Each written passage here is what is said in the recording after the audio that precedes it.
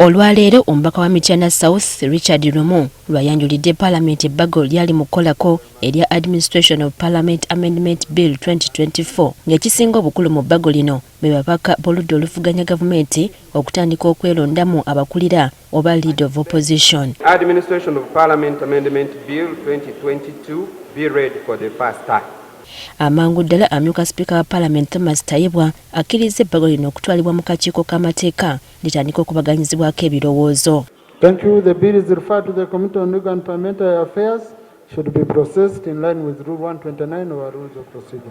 Okusalawo kwa Speaker kutabudde ababaka abasse emikono ku mpapula ez'okugoba bakamisona ba Parliament n'okuteesa ku nguzi ekudde ejjeme mu Parliament nga bagamba nti kyewuunyisa ebbago ly'omubaka Lumu okutuuka ku birina okuteesebwako mu bbanga ettono kyokka ekyabwe ne kisimbirwa ekkuuli. Since last year October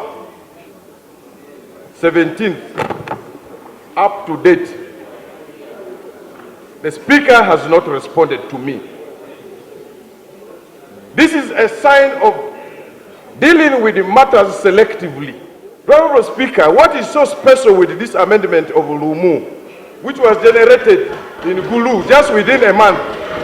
Ono mbaka wa Kasiro County Elijah Okupa watabukidde nga yeebuuza ensonga lwaki ababaka bano balemedde ku nsonga eno so nga kyasalibwawo dda obutaddamu kubyogerako oluvannyuma lwa kkooti okuwa ensala yaayo. For the last 1 month or so, we are seeing the same two members taking time every day after your communication.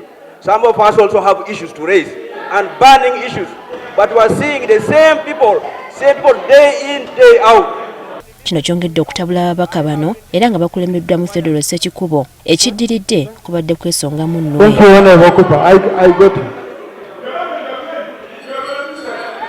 Okusinziira ku Ssekikubo, Parliament esanyawuliriza ensonga zikubaganyizibweko ebirowoozo okusinga okuzisimbira ekkuuli. We say whatever we did, the matter should be put on the order paper. You rule against it and it goes on the Hansard.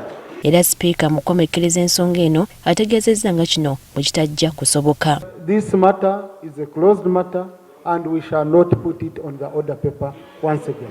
Bino byonna nga bigenda mu maaso ng'omubaka Lumu asekera mu kikonde nga yeewunya ababaka banne okwesongamu ennwe olw'okubanga ebyabwe byagaana. Sirabye na nsonga lwaki mbaddamu kubanga nze bwe namaze ogisoma ne bakola ruling nti egende mu komiti.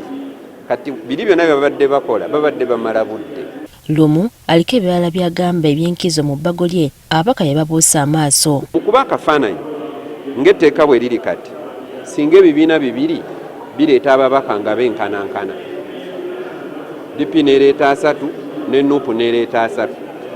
Kati Leader of Opposition tumufuna tutya? Abamu ku babaka betwogeddeko nabo bawadde Lumu amagezi ensonga zino okuziggyamu enta kubanga agenda kubanga yeesimidde entaana nga tannafa. I don't expect such a thing to come from a member of the opposition because that is tantamount to shooting yourself on your foot. Kubanga ono member munaffe nze ntula mu shadow cabinet naye ne mu shadow cabinet yagaana okujjayo ng'ateewa opposition ne Leader of Opposition amakya leero obwedda amulinze. So kati wano osobola okuleeta ekintu ng'ekyo Speaker na protectinga naye Speaker tasobola kubeerayo mu public ku protectinga. Ku nsonga y'abanne okusimbira ebbago ly'ekkuuli bw'ati bw'abazzeemu. Ne toilet mugwanya bwe yazireeta wano abantu baazigaana kyova olaba baziyita mugwanya baba bakuba mbooko zisima. Ne mwanyi bwe zajja wano baagaano zirima baba bakuba mbooko kye bava baziyita kibooko.